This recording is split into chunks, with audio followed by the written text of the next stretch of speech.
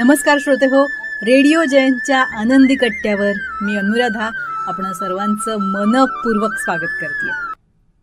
श्रोते हो, विज्ञानाचे जसे नवनवीन शोध लागत जात आहेत किंवा लावले जात आहेत तसं तसं आपलं आयुष्य जास्त सुकर आणि आनंदी होत चाललंय नाही. पण अर्थातच याचे फायदे आणि तोटे हे दोन्ही आहेतच. तुर्तास आपण तोट्यांकडे लक्ष न देता फायद्याचा विचार करूया. विज्ञानाच्या शोधांचाच जर विचार करायचा झाला तर विजेचा शोध लागला, वाफेच्या इंजिनाचा शोध लागला, वेगवेगळ्या आजारांवर उपयुक्त ठरणाऱ्या लसींचा शोध लागला, त्याचबरोबर कॅमेराचा शोध लागला. बघा ना, म्हणजे जे फक्त आपण मनात साठवलेले जे क्षण आहेत ते पुन्हा प्रत्यक्ष त्याचा पुनःप्रत्यय घेण्यासाठी फोटो काढले जाऊ लागले आणि खरोखरच फोटो बघणं हा सुद्धा एक आनंददायी विरंगुळा ठरू लागला. मोबाईलमुळे तर सगळं जग अगदी मुठीत आल्यासारखं झालं. कितीही लांब बसलो तरी पण सोशल मीडियाच्या माध्यमातून आपण एकमेकांशी संवाद साधू लागलो. खरंच हे फायदेच आहेत नाहीत विज्ञानाचे.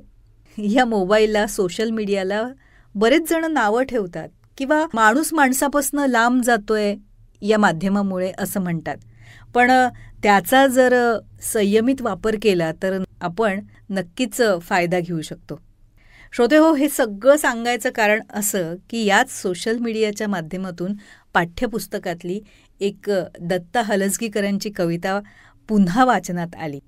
पाठ्यपुस्तकावर जशी ती कविता होती तेच पान या सोशल मीडियाच्या माध्यमातून वाचनात आलं. त्यामुळे अर्थातच मन अलगद पुन्हा शाळेच्या विश्वात फिरून आलं. ती कविता वाचल्यावर लक्षात आलं की खरंच या शाळेनं, या कवींनी, या साहित्यांनी आपल्याला किती सुंदर घडवलं आहे, किती छान विचार दिलेत नाही. आपल्याजवळ जे काही उत्तम आहे ना ते इतरांना द्यावं हा विचार पटवून देताना दत्ता हलसगीकरांनी फार सुंदर शब्द बांधून कविता केली आहे.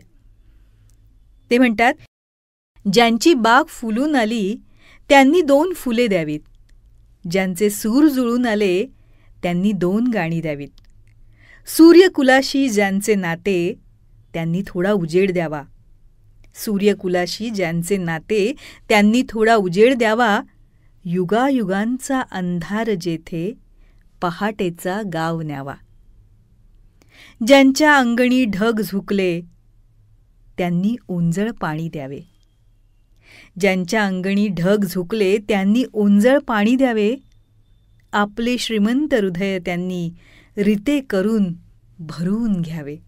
किती सुंदर विचार आहे नाही. ते पुढे म्हणतात, आभाळा एवढी ज्यांची उंची त्यांनी थोडेसे खाली यावे, आभाळा एवढी ज्यांची उंची त्यांनी थोडेसे खाली यावे, मातीत ज्यांचे जन्म मळले त्यांना उचलून वरती घ्यावे, त्यांना उचलून वरती घ्यावे. श्रोते हो, हा विचार जर आपण प्रत्येकानं आचरणात आणला तर नक्कीच सगळं जग किती सुखी होईल नाही.